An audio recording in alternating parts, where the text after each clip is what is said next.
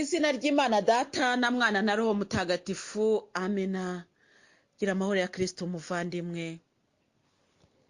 Turacyakomeza isengesho twatangiye ry'ububabare mu rugendo rugana Kibeho. Turakomeza ku bubabare bwa kabiri.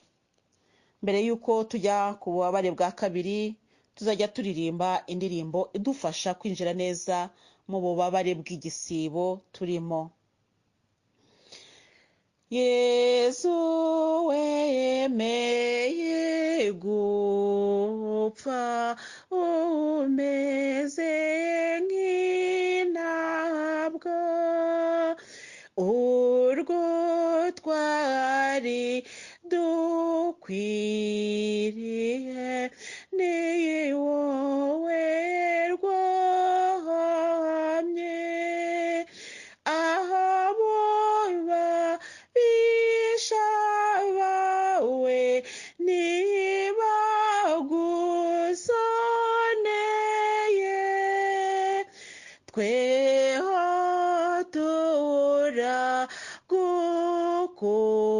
turagukunda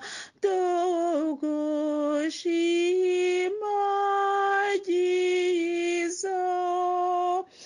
Yesu wagize ibyago n'agashinyaguro, kandi ariwo w'Imana nyir'isi n'ijuru. Ibyo ni ibyaha byacu byicishije Yesu, nimucyo tubireke tumukunde cyane.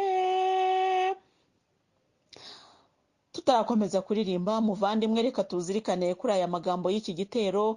Yezu wagize ibyago n'agashinyaguro, kandi ari wowe Imana nyir'isi n'ijuru. Ibyo ni ibyaha byacu byicishije Yezu, nimucyo tubireke tumukunde cyane. Nicyo amagambo y'iyo ndirimbo avuga.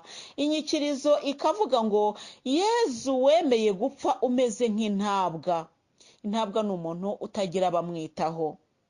Urwo twari dukwiriye ni wowe rwahamye. Ni ukuvuga ngo cyagiye bavugaga ngo murekure Barabasi, twari tuvuze ngo Yezu nabambwe, kandi nyamara twebwe ba Barabasi, twebwe ibisambo, twagombaga kubambwa, ariko Yezu yemeye kubambwa mu kigwi cyacu. Haleluya! Urwo twari dukwiriye umwami wacu niwe rwahamye, nuko arabambwa. Abo babisha bawe ntibagusoneye, ni ukuvuga ngo ntibakugiriye n'impuhwe namba, ntibigeze bifuza yuko byibuze wanaruhuka na gatoya, ngo byibuze ufata kuka.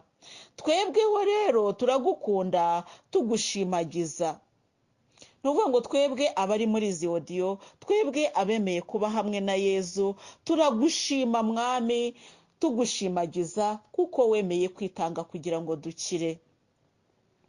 Muvandimwe mwiza, birashoboka yuko waba wajya gutekereza ku mibabaro yawe ukumva ari wowe wababaye kurusha abandi, ariko uyu munsi Yezu arakubwira ati zirikana ku bubabare bwanjye, maze mwana wanjye wemere ngo utume umfashe gukiza isi. Rero reka dukomeze turirimbe indirimbo. Ijwi uburyo rigenda hari ubwo wenda rituma utumva amagambo neza, niyo mpamvu turangiza igitero tukagerageza no kuganira ku magambo akubiye muri icyo gitero, kugira ngo twe kuba nka ba bandi baririmba, ahubwo tugerageze kumva amagambo y'indirimbo tuyashyire mu buzima bwacu bwa buri munsi. Igitero cya kabiri kiravuga ngo ingeso mbi z'abantu zari zakoranye, ibyo byose ni Yezu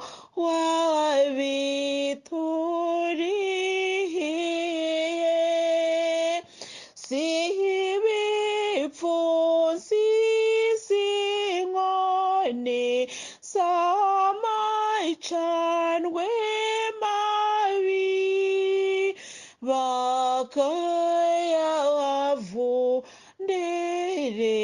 bakayavundereza mu ruhanga rwiza. Ingeso mbi z'abantu zari zakoranye. Ibyo byose ni Yezu wabiturihiye. Ni ukuvuga ngo fagitire yose y'izo ngeso mbi z'abantu zari zakoranye ni Yezu wayakiriye nuko arayishyura. Ibipfunsi, inkoni, amacandwe mabi yose bakayavundereza mu ruhanga rwiza. Kuvundereza ni ugucira ariko ubikoranye nabi. Muvandimwe mwiza, urwo ruhanga rwa Yezu n'ukuri ni uruhanga rukomeye, ariko utekereza ubwiza bwe. Rwa ruhanga rwabengeranye ubwo yihinduraga ukundi, nirwo abantu baciraga amacandwe. Hari igihe nigeze kubaza Yezu ndi mu ishapure y'ububabare, mu mibukiro y'ishavu niyo ndi kuvuga ubwo. Ndamubaza nti se iyibukiro rya kabiri Yezu Kristo bamukubita, dusaba inema yo kutararikira ingeso mbi. Noneho numva ntabwo mbyumva impamvu kuri iryo yibukiro dusaba inema yo kutararikira ingeso mbi. Se Yezu yagize ingeso mbi zatumye bamukubita? Mbese kabaho nk'akantu kajya kuba nk'urujijo. Yezu arambwira ati reka ngusobanurire. Andirimbira iyi ndirimbo. Indirimbo ndayikunda cyane kuko irimo amagambo akomeye.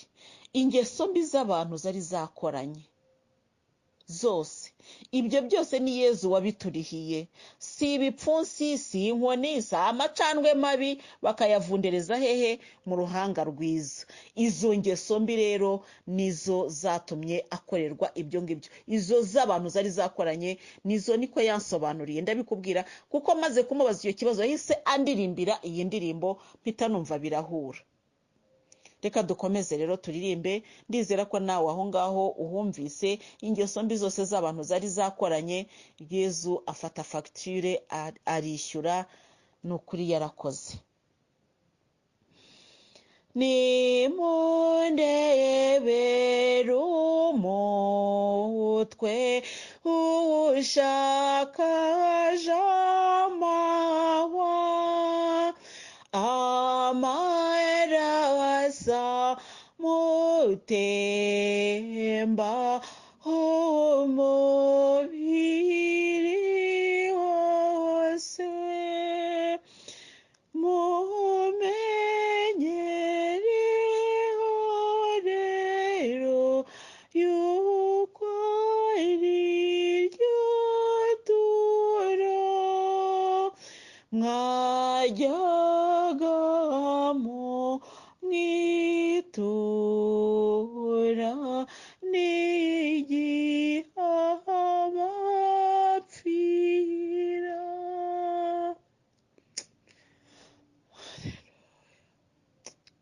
Yezu yarababaye. Yezu yarababaye. Yezu yarababaye.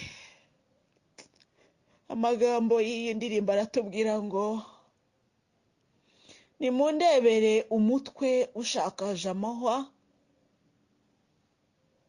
amaraso amutemba umubiri wose. Nukuri Yezu yaradukunze kandi Yezu ni mwiza, ariko yemeye kubabara kariya kageni kugira ngo adukize. Yezu warakoze. Warakoze cyane kuba utaritaye ku mubiri wawe ngo utindeho nk'uko twe dutinda ku mibiri yacu, tugashaka kwigwizaho no kwambara iby'agaciro kugira ngo abandi batubone. Yezu wemeye gufata uwo mubiri wawe mwiza, wemera yuko wakwambika ikamba ry'amahwa, amaraso agutemba umubiri wose. Yezu warakoze. Warakoze Yezu. Yezu mwami w'ishema washatse kubambwa ngukirishi yoneza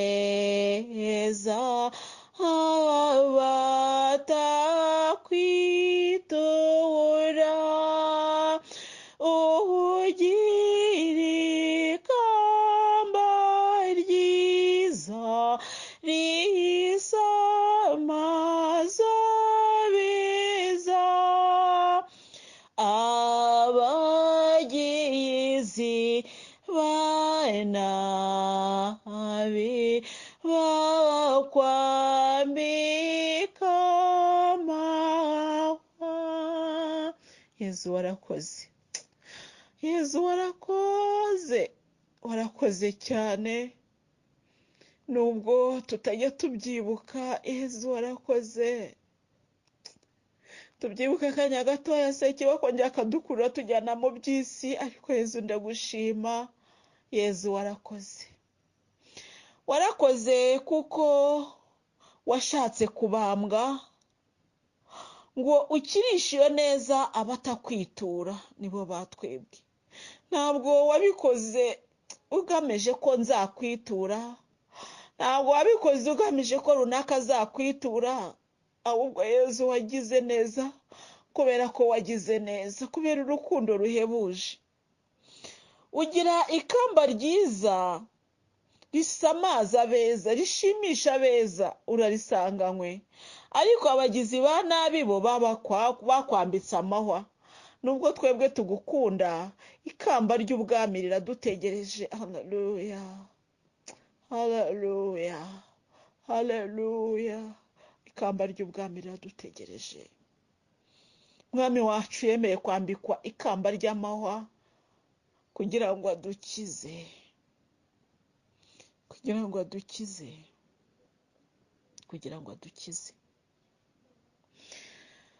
Aho wabonye Yezu wemeye urwo rupfu mu gukiza bantu be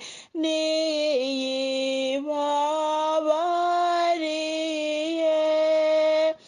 Yezu gupfa nk'impabe niyarabuzabe, bose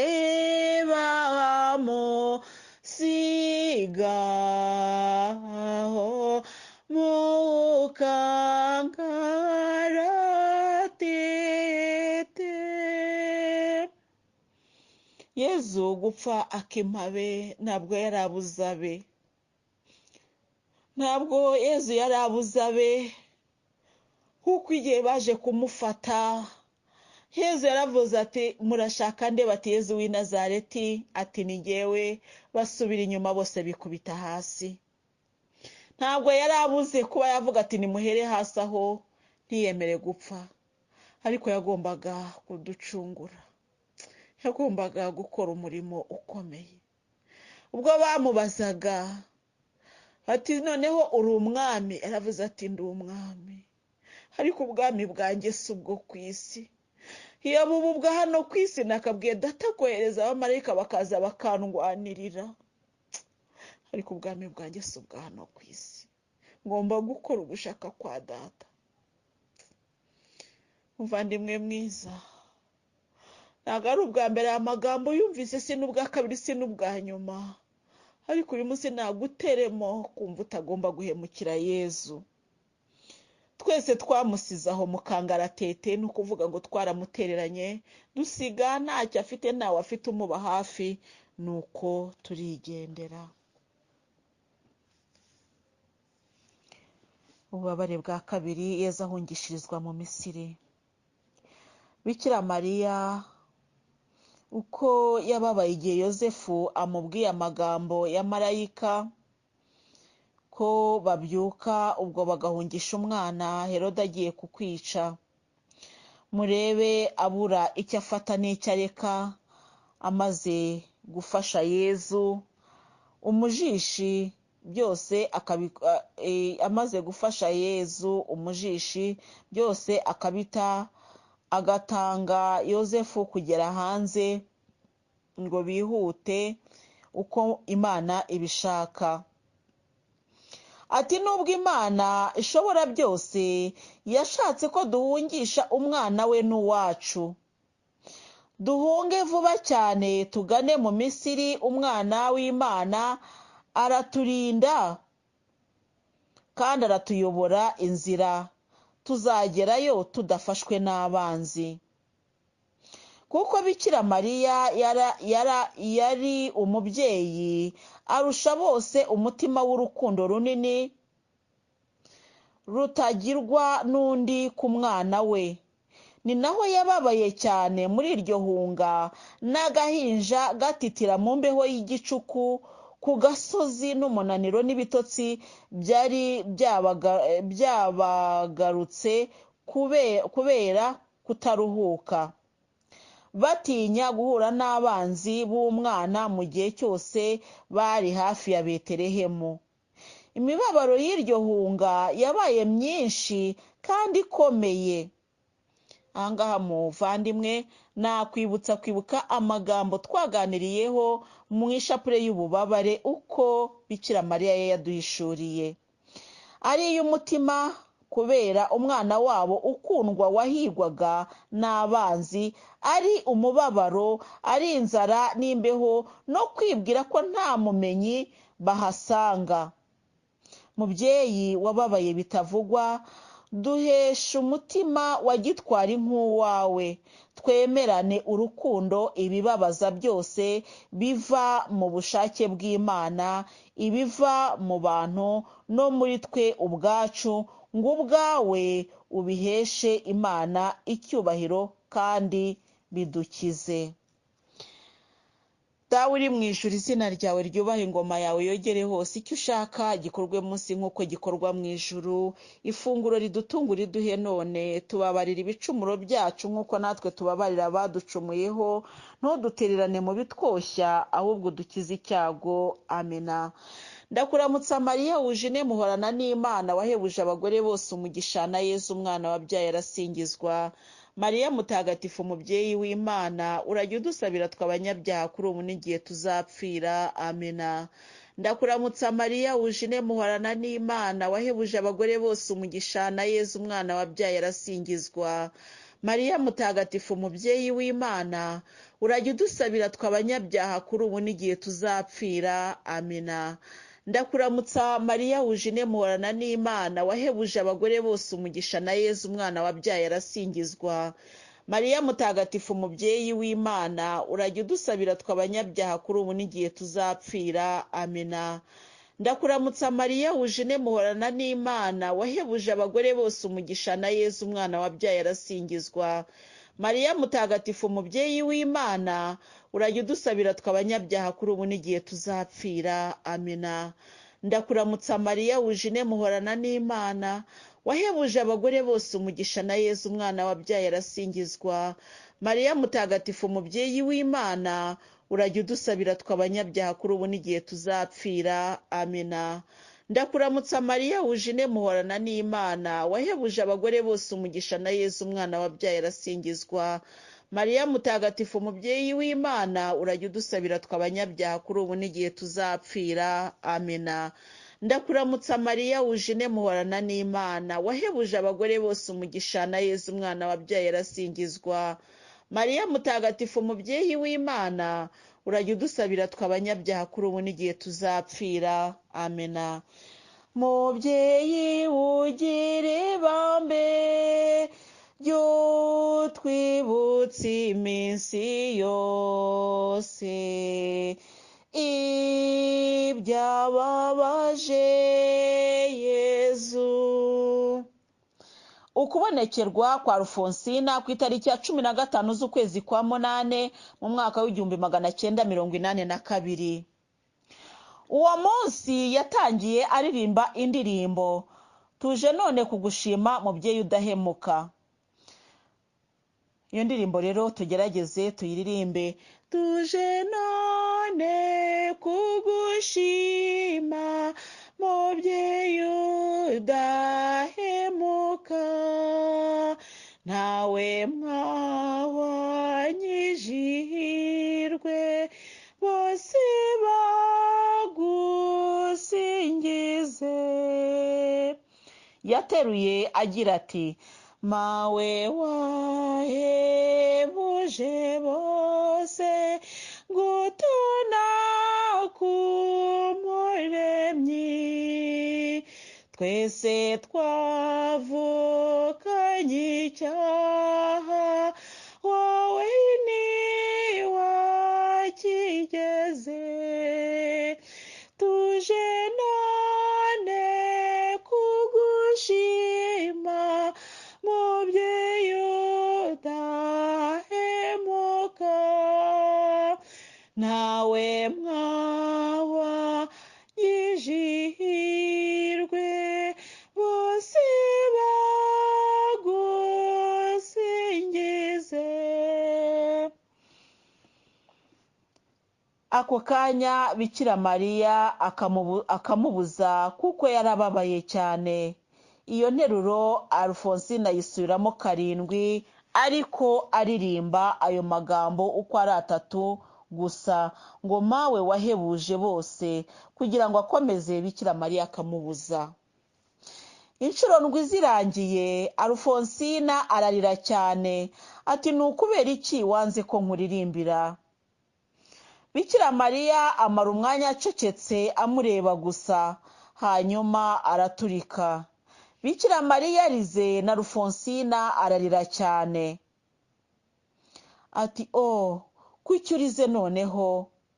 Ubwo Alphonsine yitura hasi 3, hanyuma aramubaza ati mubyeyi wanjye, ayo marira mbona nayiki? Arongera ati kuki nkuvugisha ukanyihorera? aho nge nakuririye ko kurandirira? Umva, ibyo simbyifuza na gato. Nta n'ububasha mfite bwo kuza ngo mbasange mbahanagure. Mwambabariye mugaceceka ko numva muri iki gihe amarira yanyu ntayifuza. Ukarira koko? Ubabajwe n'iki koko? N'abaririmbiye indirimbo murayanga. Aho twabonaniye ntimwigeze mumvugisha uretse kundirira gusa. Koko ibyo ni ibintu? Ayo marira yanyu anteye ubwoba, kandi ni ubwa mbere mbibonye.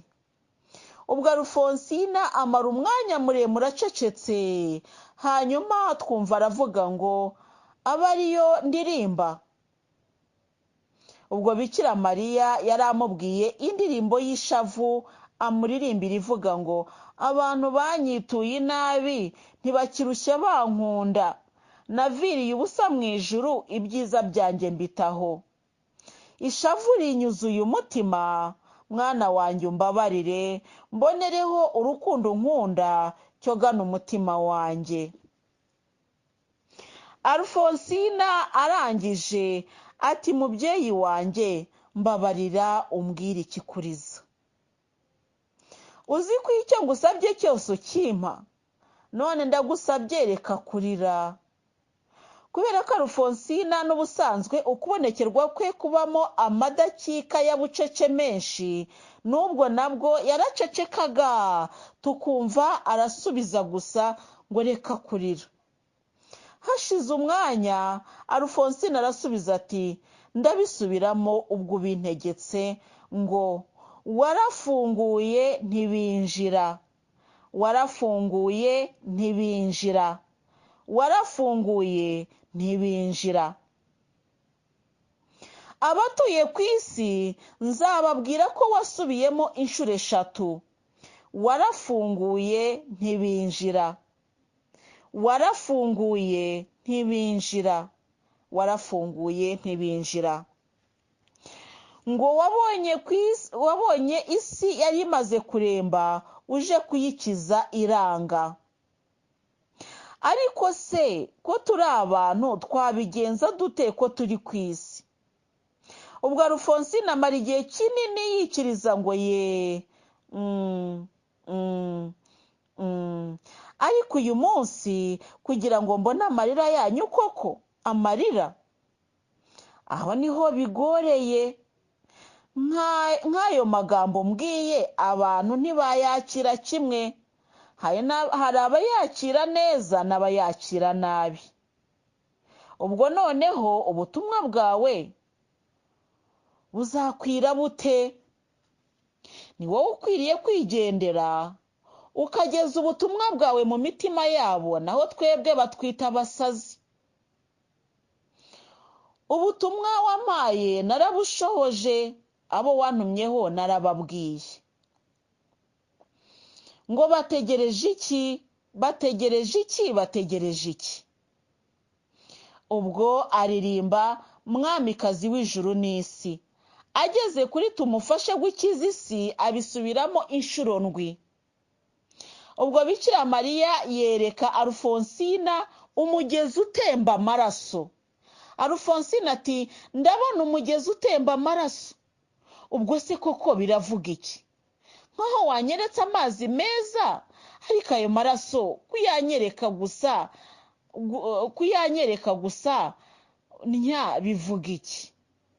Hanyuma Bikira Mariya yereka Alphonsine umuriro ugurumana. Alphonsine ati aha, mbabarira njye sinjya ngira ubwoba, ariko biriya biteye ubwoba. Ubuse byose biravuga iki? Wabanje kunyereka amarira yawe akwivirira mu maso, umbwira n'amagambo nayo ateye ubwoba, hanyuma unyereka umugezi utemba amaraso, none unyeretse umuriro ugurumana. Ibyo byose biravuga iki? Bariya baricana bapfa iki? Koko ndi umuntu ureba abantu bicana? Ubwo Alphonsine aririmba indirimbo ngo Yezu nyirimpuhwe nyinshi, babarira abanyabyaha. Kandi icyo gihe cyose yarariraga. Ubwo Bikira Mariya amaze kumwereka abantu bicana, amwereka imitwe y'abantu yatemwe iraho ivirirana. Hanyuma Bikira Mariya aramubwira ngo naririmba indirimbo ivuga ngo umunsi uzatoranya abawe, Mana uzatubabarire. Umunsi uzatoranya abawe, Mana uzatubabarire. Abivuga inshuro ndwi. Kuri iyo ndirimbo ageze aho avuga ngo hazaza umuriro uvuye mu kuzimu, n'ibyo munsi byose bizashira bwangu, nabyo abisubiramo inshuro ndwi. Hazaza umuriro uvuye mu kuzimu, n'ibyo munsi byose bizashira bwangu. Umunsi uzatoranya abawe, Mana uzatubabarire.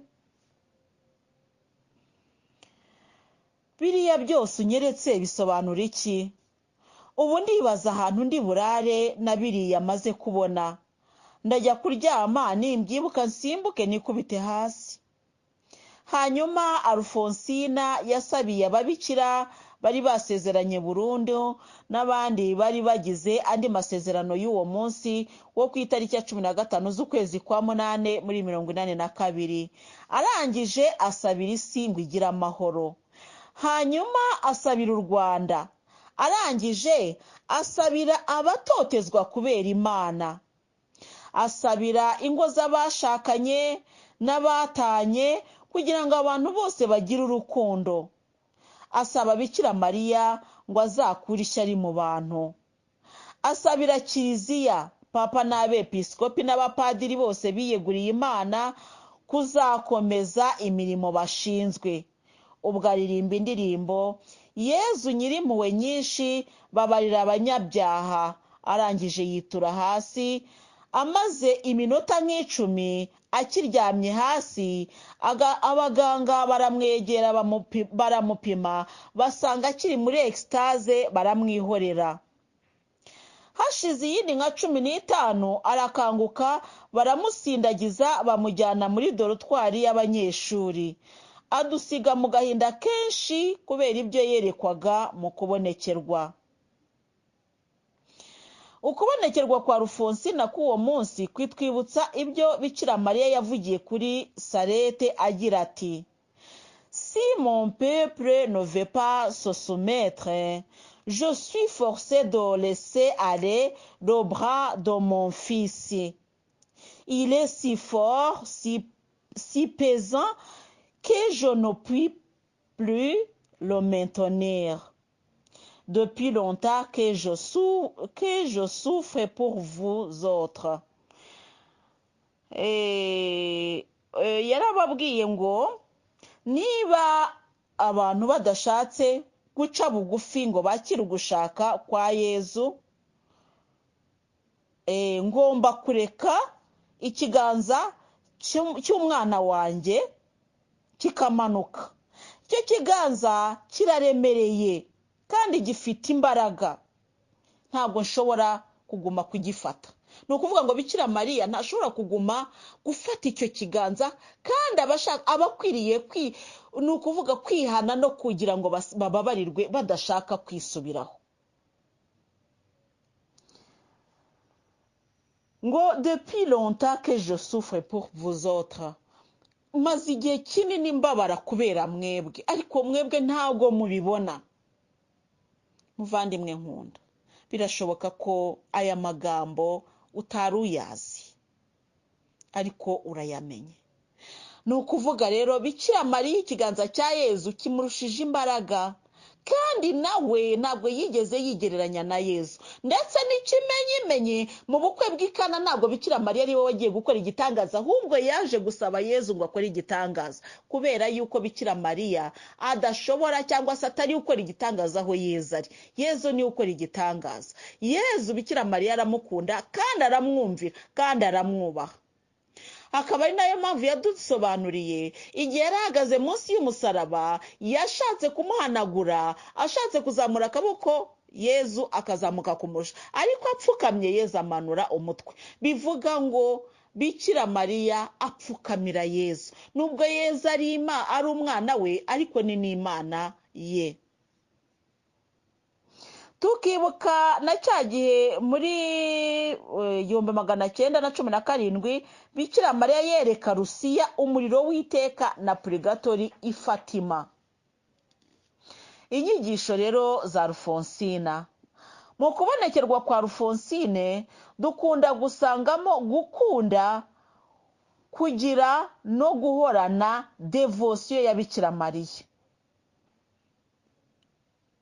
Gukunda Bikira Mariya, kugira devotion ya Bikira Mariya, duhorane inyota yo gushimisha Bikira Mariya mu masengesho no mu migenzereze yacu yose no mu mibereho yacu yose. Dukunde kuvuga ndakuramutsa Mariya, ishapure na rozari yose. Dukunde gusengera imbere y'amashusho ya Bikira Mariya. Dukunde kwambara umudari cyangwa isakapurayi ya Bikira Mariya. Dukunde za fraternite za Bikira Mariya, reje ya Mariya. Cyane cyane dusabe abapadiri bacu badusobanurire ukwiha Bikira Mariya buja, ibanga rya Bikira Mariya. Hari ubwo nabajije Rufonsina nti nyigisha ikintu cyitwa a Jésus par Marie. Aransubiza ati c'est toute une théologie. Ati ndetse yiba abantu bakurikiraga ubutumwa bwa Nataliya bitonze, naho ubundi a Jésus par Marie ni igice kinini cyane mu butumwa bwa Nataliya. Alfonsina atubwira ko Bikira Mariya adusaba kugerageza kwigana imigenzo myiza afite akiri ku isi, ukwiyoroshya, ubusugi mu mibereho y'abantu idahuje. Tukagira ukwemera, ukwizera, urukundo n'ubukene, ukumvira, ukwihangana, ugusenga. Tukagerageza kubigira ibyacu. Iyi mpanuro rero ya Nyarufonsina ntabwo wavuga ngo irangiriye aha, kuko Alfonsina yabonekewe imyaka myinshi ahabwa ubutumwa bunyuranye. Ubu ni bumwe mu butumwa yahawe, ariko naho tutamenya ubutumwa bwose cyangwa ayo mabanga yose abitse, ariko tukamenya n'ibi ngibi tukabigira ibyacu, ni ukuri dushobora gukira. Uhereye kuri ubu butumwa wahita wumva ko Alfonsina afite amabanga menshi ya Bikira Mariya. Noneho uyu mwanditsi nawe aravuga ati, twibaza amabanga ya Bikira Mariya Alfonsina abitse bikatuyobera. Ni amabanga ameze ati: amabanga ya Bikira Mariya yuzuye umutima wa Alfonsina ni bwoko ki? Nayo ibizaba mu mpera y'isi. Kuri 18, ubwo ni umwanditsi uri kwibaza, ni impera y'isi yamweretse. Kuri 15 z'ukwa munane Bikira Mariya yavuze iki? Kuko igihe kinini Alfonsina yari acecetse, arangije agendana agahinda. N'ay'intambara ya gatatu y'isi yose. Ubwo turimo kwibaza, wenda abanyabyaha nibatangira kwicuza no kwihana, n'ay'ibihano bibasha kugwira ababi bose ndetse n'abeza bakazagenderamo. Imibiri irimo roho nziza ikazashwanyagurika, n'irimo roho mbi zitsindagiyemo umunuko w'ibyaha. Ibyo ari byo byose, twibwira ko amabanga ari mu mutima wa Alfonsina w'ikibeho adatandukanye cyane n'ari mu mutima wa Rusiya w'i Fatima.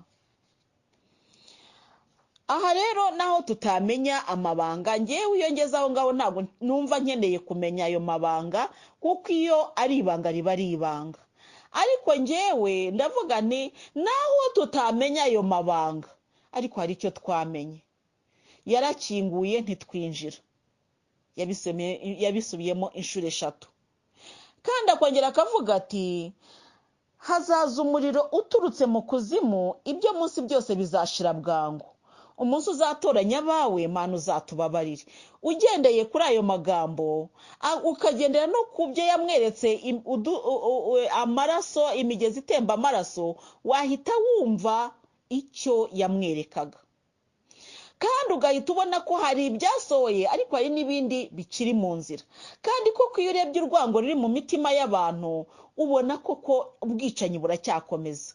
Hari izo mpinja zikomeje kwicwa mu buryo bunyuranye, hari inzangano ziri mu mitima y'abantu, buryo uwo wanga buryo uba wamaze no kumwica. Twamaze kureba ingoyi z'akarengane, tuza gusanga hari abantu barenganiye kuri twebwe, kandi nta cyaha badukoreye. Ibyo twarabiganiriyeho tureba igisibo cyiza. Hari byinshi tubona ko birimo inzangano n'ubwicanyi, hari imidugararo hirya no hino ku isi. Ibyo byose biratwereka yuko isi irushijeho kuba mbi. Bityo rero naho tutamenya aya mabanga Alfonsina abitse, ayo tumenya araduhagije kugira ngo dukize roho zacu. Uyu munsi rero tugiye gutandukana, muvandimwe wanjye nkunda. Twemeranyijwe ko nje nawe n'abavandimwe turi kumwe muri audio tugiye kugerageza kwisubiraho, kugira ngo uyu muriro nuza utazadutwika, ahubwo byibuze tuzabone abacu n'ibyacu bitabarwa. Nyiraho ngaho Yezu yarambwiye ejo ati, nimwumva intambara hirya no hino ntimugakuke umutima, kuko ibyo bigomba kubaho. Ariko hari igihe iyo midugararo ishobora kuba gutabarwa kwanyu, kuko Nyagasani azagutabara aciye aho ashaka. Ntabwo azacaho wowe utekereza. Waravuga ati, mwebwe amaso yanyu nimuyahange mu ijuru, ibindi mubindekere, ni ngewe nzi icyo nzakora. Muvandimwe mwiza rero, inshingano yawe nanjye niyo kugira ngo tugume ku mavi dusabire isi amahoro, dusabire abantu bose bagira amahoro.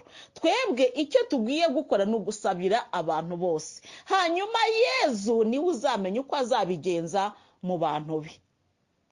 Muvandimwe mwiza rero, turakomeje muri rozari ya nkuge yo mu gihe cya Nowa, turakomeje muri shapure y'ububabare Bikira Mariya yigishirije Kibeho, turakomeje mu masengesho anyuranye no mu bikorwa binyuranye byo gukiranuka, kuko ari byo bizadutambutsa icyo gihe umuriro uzaba uri gutwika abantu. Imana iguhe umugisha muvandimwe mwiza, kandi iguhe kwisubiraho nyako, ku izina ry'Imana Data na Mwana na Roho Mutagatifu. Amina.